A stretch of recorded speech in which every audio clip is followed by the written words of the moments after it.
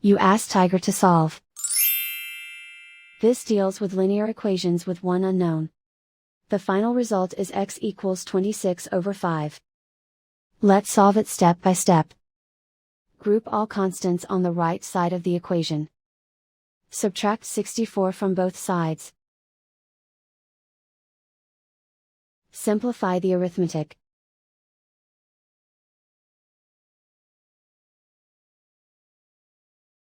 Isolate the x. Divide both sides by 30. Simplify the fraction.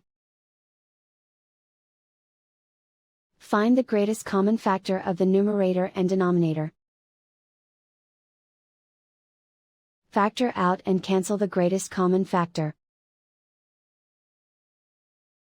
And so the final result is x equals 26/5.